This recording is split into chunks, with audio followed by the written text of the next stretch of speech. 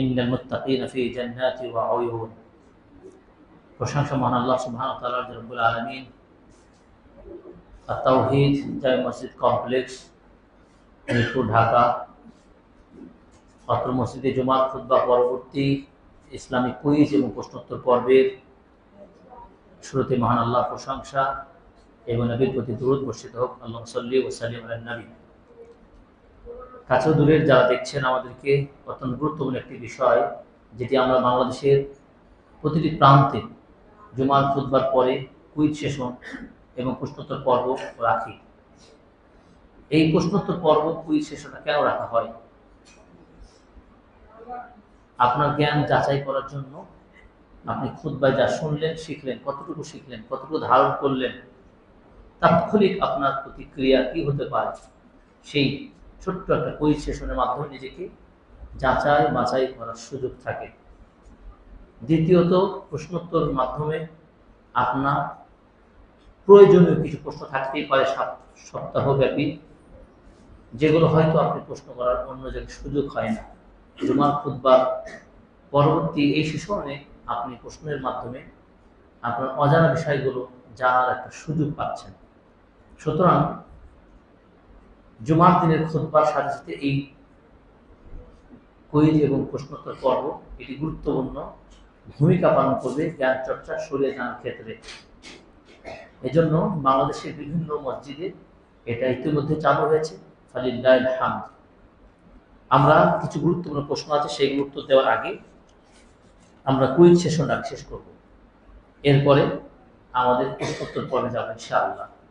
ধন্যবাদ জানাচ্ছি আপনাদের সকলকে যারা এই গুরুত্বপূর্ণ পর্বে অংশগ্রহণ করেছেন। রব্বুল আলামিন সবার জন্য কিন্তু ভালো কাজগুলো করার তৌফিক দেন না, যেটা খুতবা বলেছি। এটিও হতে পারে আল্লাহ তাআলার কাছে আপনার জীবনের গুরুত্বপূর্ণ একটি সময়, যে আপনি ইলমি দার্সে বুঝতে পেরেছেন। এবং বিশেষ করে যারা ছাত্র না, হয়তো একাডেমিক ক্লাসের ছাত্র হওয়ার সুযোগ হয়নি, কিন্তু আপনি সাপ্তাহিক ক্লাসের একজন ছাত্র হতে পারছেন। ওমান সালাকা তরিকান ইয়ালতামিসু ফীহি ইলমান সাহালাল্লাহু বিহি তরিকাল জান্নাহ। নবীজি বলছেন, কেউ যদি জ্ঞান অর্জন করার জন্য বাড়ি থেকে বের হয়ে যায়, আল্লাহ তাআলা তার জান্নাতে যাওয়ার পথটা সহজ করে দেন। আমিন।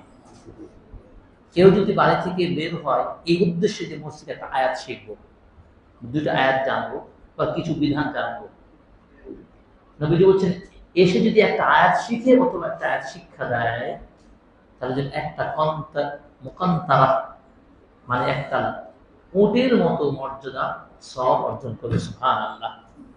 দুইটা এক করে দুইটা উটের সমান সওয়াব পাওয়া যাবে। এই যে বিষয়গুলো আপনারা যারা একাডেমিক ছাত্র না, কিন্তু সপ্তাহে আপনি জুমার মসজিদের ছাত্র, জুমার মসজিদের মুসল্লি হওয়ার পরে আপনি আর একটা ক্লাসে বসে গেলেন, সময় তো চলে যাবে আমাদের। এর জন্য যারা আমাদের দেখছেন, এটি অনেকেই প্রশংসা করেছেন আলহামদুলিল্লাহ। গত জুমায় এই মোহাম্মদপুর হানজালা রাদিয়াল্লাহু তাআলা আনহু জামে মসজিদে এই প্রোগ্রামটা করলাম। তারা বললেন যে ইতিপূর্বে কোনোদিন কোন ইমাম খতিব হুজুরকে দেখেনি এই কাজটা করেছেন, যা আপনি করেছেন। এটি সত্যি অনেক আমাদের অনুপ্রেরণা জাগায়। এবং আমাদের শিশুরা যারা জুমার নামাজে আসে, তারাও এই ধরনের প্রোগ্রাম অংশ নিয়ে তারাও আনন্দিত হয় এবং অত্যন্ত খুশি হয়। যদি পুরস্কার পেয়ে যায় আরো বেশি খুশি হয়। এই জন্য আপনারা জানেন যে আমাদের এখানে চালু আছে আলহামদুলিল্লাহ। আচ্ছা, চলে আসি আমরা কুইজ সেশনে। যিনি আগে উত্তর দিতে পারবেন হাত তুলবেন, উত্তর সঠিক হলে সাথে সাথে বই পুরস্কার পাবেন। বইয়ের চাইতে কি হতে পারে? তো আলহামদুলিল্লাহ, প্রথম প্রশ্ন হলো, আজকে আমরা কিয়ামুল লাইল নিয়ে আলোচনা করেছি, তাহাজ্জুদের নামাজ নিয়ে। এই তাহাজ্জুদের নামাজ পড়তে হবে প্রথম কোন কারণটি আমরা উল্লেখ করেছি? কোন কারণে আপনি তাহাজ্জুদের নামাজটা পড়বেন?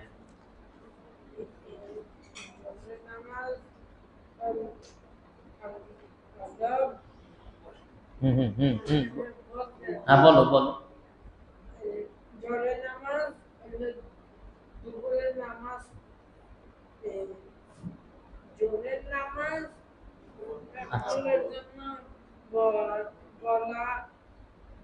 আচ্ছা, মাশাআল্লাহ, সে চেষ্টা করেছে, আবার হয়তো কোন প্রশ্নের উত্তর নেবে।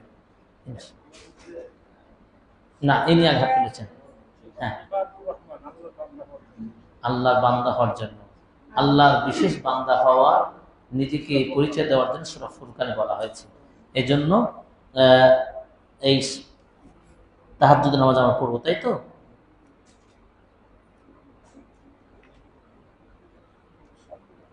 আচ্ছা, এদিকে দেন একটু।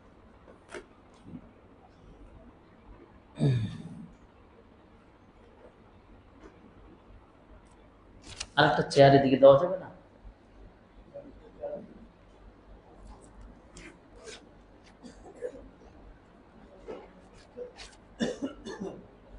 হ্যাঁ, আসেন।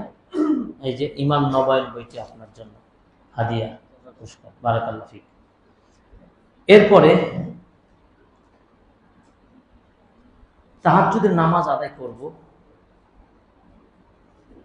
এটি আদায় করলে কি লাভ, কোন দৃষ্টিকোণ থেকে আল্লাহ নবীকেও রাত জাগতে বললেন, কিয়ামুল লাইল করতে বলেন, এর উল্লেখযোগ্য কারণ কি?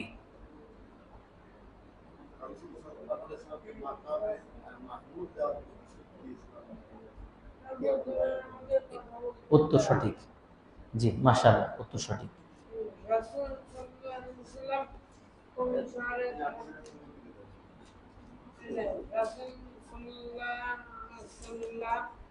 আকিদা লামিয়া, নতুন একটা বই, আব্দুল্লাহ মৃধা অনুবাদ করেছেন, মাশাআল্লাহ, এর উত্তর সঠিক। এরপরে সূরা মুজাম্মিলের আলোকে কিয়ামুল লাইল আদায় করার একটি কারণ কিন্তু বলা হয়েছে, সে কারণটা কি? জি, কোরআন তেলাওয়াতের সুস্পষ্টভাবে তেলাওয়াত করা যায়। আরেকটা, আসাদ্দু ওয়াতআউ ওয়া আকওয়াম কিলা। আসাদ্দু ওয়াতআউ মানে কি? না, আত্মসংযম। আত্মসংযমে অধিক উপকারী হবে এই রাতের সালাত আদায় করলে, এবং কোরআন তেলাওয়াতটাও সুন্দরভাবে পঠন করা যায়, তেলাওয়াত করা যায়। এই জন্য উত্তর সঠিক। আসে,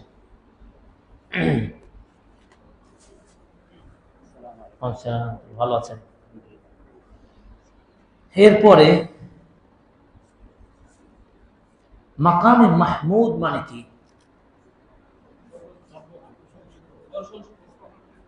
সবচেয়ে প্রশংসিত স্থান, মাকামে মাহমুদ। মাকামে মাহমুদ মানে খুতবায় আমরা কি বলেছি?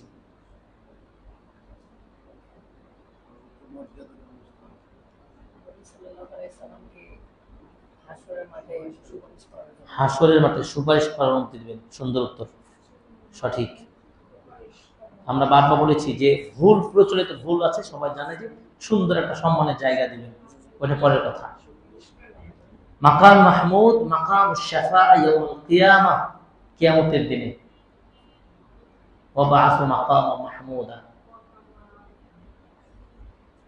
এরপরে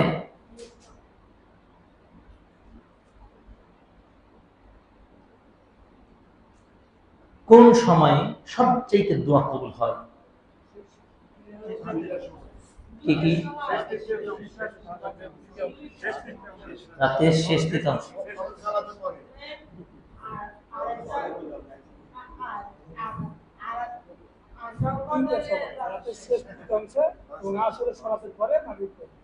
না, ফরজ সালাতের পরে এবং রাতের শেষ ভাগে, জাওফুল লাইল আখির। উত্তর সঠিক। অনেকে বলেছেন, উত্তর দিতে পেরেছেন, ইনিও ভালো বলেছেন, মাশাআল্লাহ।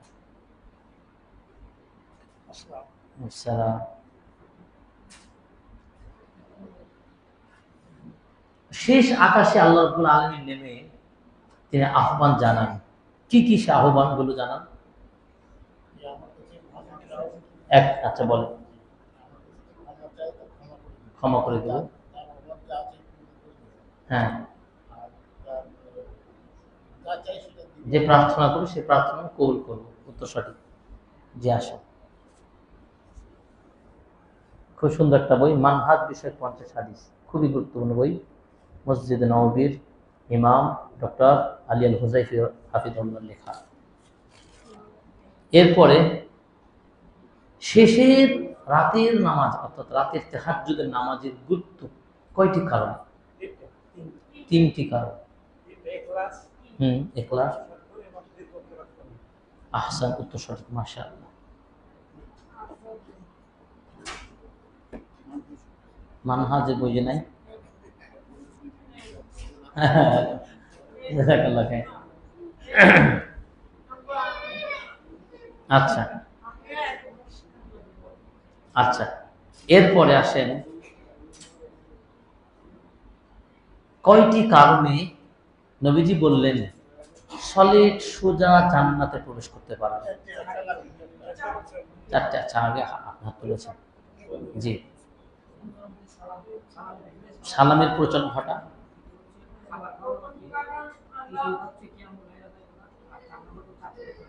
আচ্ছা, উত্তর সঠিক, মাশাআল্লাহ। চলে আসে, একটা সালাম দেওয়া, মাকে খাওয়ানো, রাতে তাহাজ্জুদ পড়া, আর আত্মীয়তা সম্পর্ক রাখা।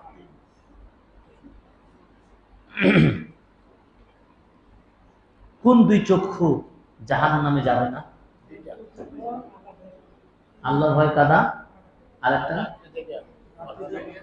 আরেকটা কি হয়নি?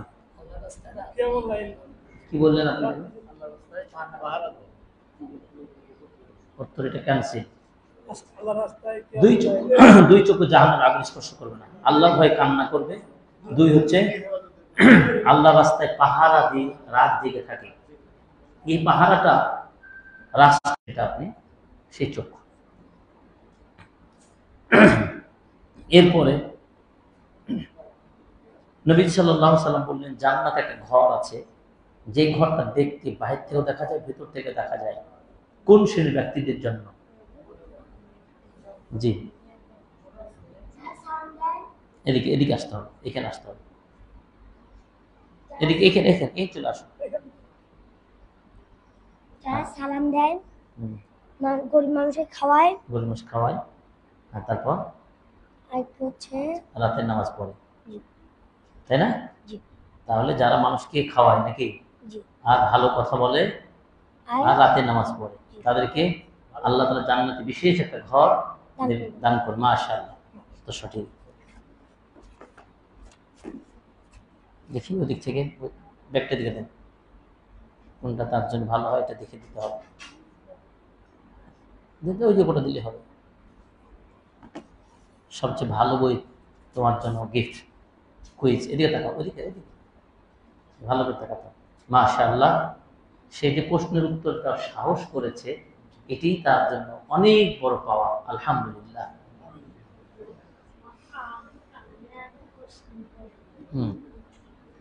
এবার আসুন, আল্লাহ তাআলা রহম, দয়া করেন, রহমত বর্ষণ করেন কোন পুরুষ ও নারীর প্রতি? জি জি, উনি বলেন।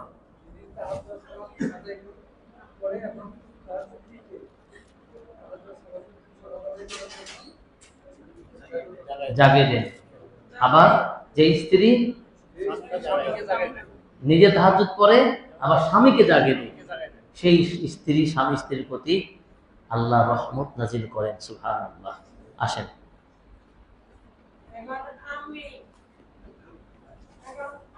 আচ্ছা আচ্ছা, মাশাআল্লাহ।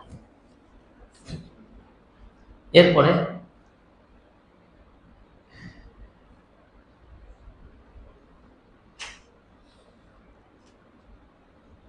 এরপরের প্রশ্ন হচ্ছে কিয়ামুল লাইল আমরা করব, এই কিয়ামুল লাইলের সর্বশেষ অংশটা কি থাকবে? ইস্তেগফার। মাশাআল্লাহ। এবার এবার পিচ্ছি কি পাঠান, এই যে নেন, হাত ডানাতে ডানাতে ডানাতে নিতে হবে, ওই, ওকে, ওদিকে তাকাতে হবে, এই, ওকে, মাশাআল্লাহ, থ্যাংক ইউ। হ্যাঁ থ্যাংক ইউ, জাযাকাল্লাহু খাইরান। আচ্ছা, মোটামুটি কুইজ পর্ব শেষ আমাদের, এবার প্রশ্নোত্তর পর্বে আসি। আলহামদুলিল্লাহ, এবার আসি আমরা প্রশ্নোত্তর পর্ব। তাশাহুদ বৈঠকে আসসালামু আলাইকুম নাকি বলবো ইয়া হাইয়ান নবী বলবো? সালাম তাশাহুদে যেটা আমরা নামাজের বৈঠকে বসি, এটা আত্তাহিয়াতু লিল্লাহি ওয়াস সালাওয়াতু ওয়াত তাইয়্যিবাত আসসালামু আলাইকা। আসসালামু আইয়ুহান নবী তো নাই, হাদিসে নাই, তাই আইয়ুহান নবী কেন বলবেন? অতএব আইয়ুহান নবী নাই, আসসালামু আলাইকা এটা বলবেন। আইয়ুহান নবী হাদিসও নেই, অতএব শব্দ বলার প্রয়োজন নেই। এরপরে প্রশ্ন, কবরের জীবনে ফাসিক মুমিনের কি কাফেরদের মতো কিয়ামত পর্যন্ত কবর শাস্তি ভোগ করতে হবে? কবর জীবনে ফাসিক মুমিনের কি কাফেরদের মতো কিয়ামত পর্যন্ত কবর শাস্তি হবে কি না? আল্লাহ তাআলা মুমিনদের ব্যাপারটা সম্পূর্ণ ভিন্ন। কাফেরদের একরকম, মুমিনদের সাথে আচরণ অন্যরকম।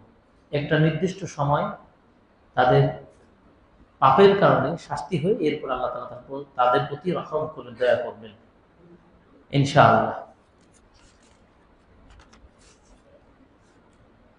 একটি মানুষ ভালো ইবাদত করেছে, সে সারা জীবন জান্নাতে থাকবে। অপর আরেক ব্যক্তি ইবাদত করেনি, সে সারা জীবন জাহান্নামে থাকবে। এই দুই ব্যক্তির ভিতরে পার্থক্য বুঝিয়ে বলবেন। সহজ কথা, সারা জীবন ধরে পাপ করেছে, নেকির কাজ করেনি, তার কর্মের ফল জাহান্নামী হবে। সে গুনাহগার, নামাজ পড়েনি, দিন মানেনি, আর যে লোকটা সারা বছর ইবাদত করলে তার সে জান্নাতে যাবে, স্পষ্ট। ওমাইয়া আমাল মিসকাল যারাতিন খায়রান ইয়ারা ওমাইয়া মিসকাল যারাতিন শাররান ইয়ারা। ভালো কাজ করলেও সেটা পাবে প্রতিদান, মন্দ কাজ করলেও তার আমলনামা দেখতে পাবে, তার প্রতিফল পাবে। ভালো কাজের প্রতিফল জান্নাত। মান আমিনা ওয়া আমিলা সালিহান, যারা ঈমান আনবে, সৎ কাজ করবে, আল্লাহ তাআলা তাদের জন্য জান্নাত প্রস্তুত করেছেন। আর যারা গুনাহ করবে, কুফরি করবে, শিরক করবে, গুনাহগার কাজ করবে, তার জন্য জাহান্নাম, স্পষ্ট। সুতরাং দুই ব্যক্তি। যদি কোনো ব্যক্তি নামাজের কোনো দোয়া কালাম যায় না, এমনকি সূরা ফাতিহাও পারে না, এবং সে শিখতেও পারবে না, তাহলে সেই ব্যক্তি কিভাবে নামাজ পড়বে? তার কি নামাজ হবে? নবীজির যুগে এমন একটি প্রশ্ন অবতারণা হয়েছিল। নবীজি সাল্লাল্লাহু আলাইহি সাল্লামের কাছে এসে বললেন, অমুক ব্যক্তি কিছু সূরা দোয়া কালাম জানেই না, সে কি করবে? নামাজ পড়বে না পড়বে না?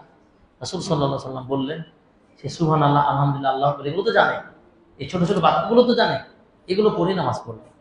তবে শর্ত হচ্ছে তাকে সর্বোচ্চ চেষ্টা চালিয়ে যেতে হবে, শিখতে হবে।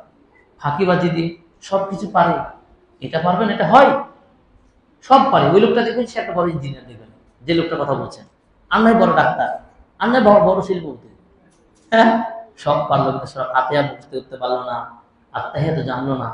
এর চেয়ে নালায়ক হতভাগা কেউ হতে পারে না। শিখতে পারে না কথা পড়াটাই ভুল, পুরোটাই এটা অমার্জিত ভুল, অগ্রহণীয় কথা। এই জন্য আমরা গতদিন বলেছিলাম, জন্মের পর থেকে ইসলাম শিক্ষা বাধ্যতামূলক করতে হবে। এই জন্য এই ভিডিওতেও আমি বলছি, যে বা যারা সরকারে আসবেন, দেশের মানুষের উপকার করতে চান, দরদি বেশি দেখাতে চান, ভালো করে শক্ত করে ভালো করে মনে রাখেন। আর মুসলমানের দাবি করছেন, মুসলিম বলে 90% বলছেন, আর সবার তাদেরকে বলো বাধ্যতামূলক ভাবে মক্তব থেকে শুরু করে নি, ইবতদায়ী প্রাইমারিতে কোরআনিক শিক্ষা চালু করতেই হবে। যদি পারেন, বুকের পাটা থাকে, সরকার ইস্তেহারে ঘোষণা দেন। কিন্তু দেখেছেন কাউকে অমুক করবো তুমুক করবো, চাকরি দিবি, সবই ভালো কথা, সবই দেন, কিন্তু এই কথা তো বলেন না কেন? ভালো করে বুড়ো হয়ে যাচ্ছেন, সব ফাতাই করতে পারেন না, বুড়ো হয়ে যাচ্ছে, লা ইলাহা কালেমা ঠিক মতো পড়তে পারেন না। বলেন যে এই দেশে শিক্ষা ব্যবস্থাপনায় সবচেয়ে বেশি আমরা প্রাধান্য দেব কোরআনিক শিক্ষা, হাদিসি শিক্ষা। আর কোরআন অবমাননাকারীকে তার উপযুক্ত শাস্তি বাস্তবে সাথে সাথে বাস্তব প্রয়োগ করতে হবে, সরকারের অধীনে, জনগণ যেন না করে, সরকার এই ব্যাপার পদক্ষেপ নেবে। বলেন, অতএব আমি দাবি জানাচ্ছি, এই ধরনের মূর্খতা দূর করতে হলে ওই প্রত্যেকটা মসজিদে মসজিদে ছোট্ট থেকে সমাপ্ত এবং প্রাইমারি লেভেলে যে প্রতিষ্ঠানগুলো আছে গানের শিক্ষক নিয়োগ দিবে। এ ধরনের উপদেষ্টা, এ ধরনের ব্যক্তিকে কি করা যায় বুঝতে পারছেন? সাবধান হয়ে যান। আপনারা মুসলমান দাবি করে পাগল হয়ে গেছেন মুসলিম হয়ে আপনারা। এই জন্য কোরআনের শিক্ষক, ইসলামিক শিক্ষা দিবে এমন শিক্ষক বিশেষভাবে বিশেষায়িত ইসলাম স্টাডিজ এবং কোরআনিক স্টাডিজ, এই দুইটা টিচার অবশ্যই, এবং অ্যারাবিক টিচার, তিনটা টিচার মিনিমাম বাধ্যতামূলক থাকবে। গানের আর আর্টসের টিচার থাকবে, আপনি অঙ্কন করা ড্রয়িং এর টিচার থাকবে, গান শেখানোর টিচার থাকবে, সব থাকবে। আর এগুলো থাকবে না? পাগল পেয়েছেন নাকি বাংলাদেশে? যেই ধরনের রাজনৈতিক দলই হন, আপনাদের ইশতেহারে 1 নম্বরে আনেন শিক্ষা ব্যবস্থাকে মুসলিমদের কালচারে, মুসলিমদের মতো সারাবো, বেধর্মীদের তাদের মতো তাদেরকে আমরা সুবিধা দেব। এটা আমাদের প্রাণের দাবি, মনের দাবি। আল্লাহ তাআলা কবুল করুন, আমিন। শিশু অবস্থায় মারা গেলে সকল শিশু কি জান্নাত? এটা বলা মুশকিল। সেই শিশু জান্নাত যাবে কি জাহান্নাম বলা যাবে না, তবে ভালো কিছু আশা করা যায়। যদিও আমরা জানি যখন একটা সন্তান জন্মগ্রহণ করে তখন ইসলাম ফিতরাতের উপরে জন্মগ্রহণ করে, এরপর বড় যখন হয় তার বাবা মা তাকে ইহুদি, খ্রিস্টান, মাজুসি অন্য ক্ষেত্রে তাকে ধর্মে নিয়ে যায়। তারপরও আমরা সরাসরি বলতে পারি না এই শিশুটা মারা গেছে তিনি জান্নাতি। আল্লাহ আলম, আল্লাহ ভালো জানেন, তবে অবশ্যই ভালো আশা করা যায়।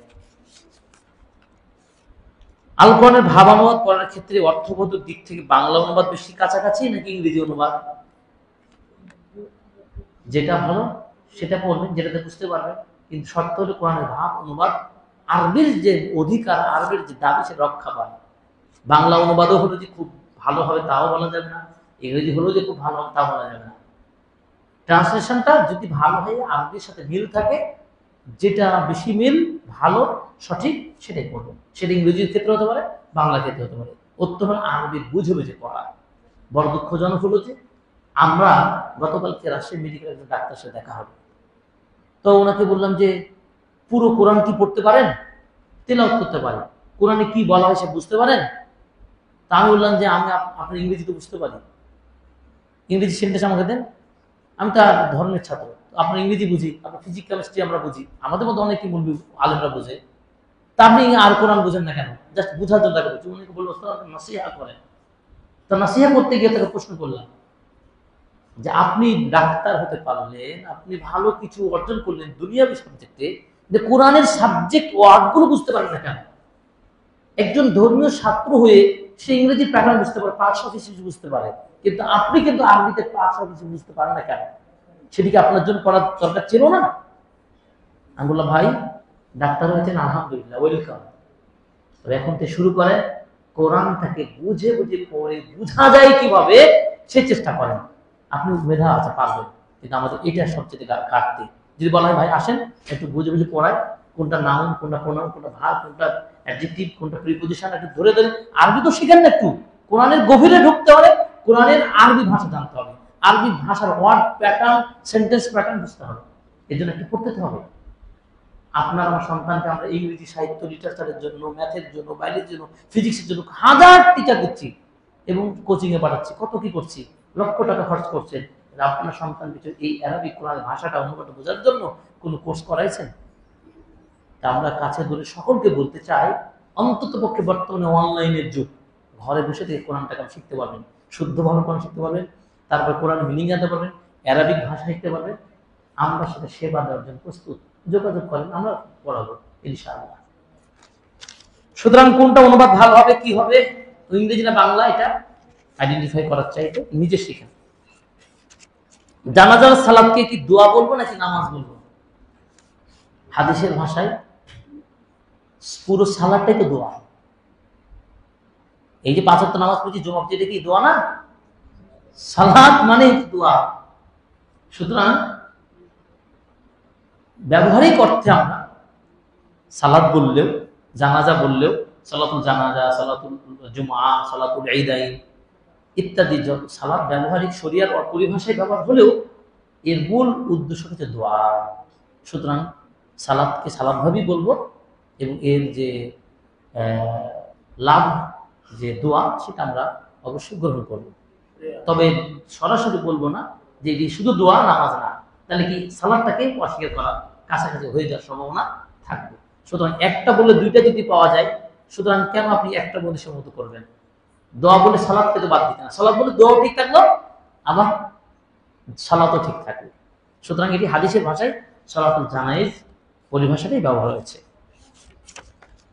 এরপরে 70,000 মানুষ বিনা হিসেবে জান্নাতে যাবে, এটা কি ঠিক? এটা হাদিসের ভাষা, খুবই সুন্দর একটা প্রশ্ন। কেতাব তাওহীদটা পড়ে দেখেন, বলা হয়েছে বিনা হিসেবে 70,000 মানুষ জান্নাতে যাবে। কারা? যারা তাবিজ কবজ করে না, কোনো গণককে বিশ্বাস করে না, কোনো জাদু টোনায় বিশ্বাস করে না, সরাসরি এরা কালেমাত তাওহীদের উপরে অবিচল থাকে এবং আল্লাহ ইবাদত বন্দেগী করে, এই শ্রেণীর মানুষ তাওহীদবাদীদেরকে বিনা হিসাবে 70,000 মুসলিমের জান্নাত দেবে। এটা সহিহ হাদিস। সুতরাং তাওহীদবাদী হন, তাওহীদের পক্ষের ব্যক্তি হন, তাহলে আল্লাহ তাআলা আপনাকে এই সম্মানটা দিয়ে জান্নাত দান করবেন, আরো বাড়বে। আল্লাহর রহমত বারাকার শেষ নাই। এটা যে তাওহীদ পন্থীদের ফজিলত গুরুত্ব উল্লেখ করা যায় হাদিসের আলোকে। তেলাওয়াতে সিজদা কি ওয়াজিব নাকি সুন্নাহ? ওয়াজিব না, সুন্নাহ। তেলাওয়াতে সিজদা নবীজি দিয়েছেন, আমরাও দেব। যদি দিতে না পারেন তাহলে গুনাহ হবে না, ওয়াজিব তরক করলে গুনাহ হয়। আর সুন্নাত যদি তরক করে দেন, হয়তো করতে পারলেন না, নেকি হতো কিন্তু গুনাহ হবে না ইনশাআল্লাহ। আল্লাহু আ'লাম। এই মোটামুটি ছিল বেশ কয়েকটা প্রশ্ন উত্তর, আমরা এখানে শেষ করছি। সকলকে ধন্যবাদ। সুবহানাল্লাহি ওয়া বিহামদিহি, আশহাদু আল্লা ইলাহা ইল্লা আনতা, আস্তাগফিরুকা ওয়া আতুবু ইলাইক। আসসালামু আলাইকুম ওয়া রাহমাতুল্লাহি ওয়া বারাকাতুহু।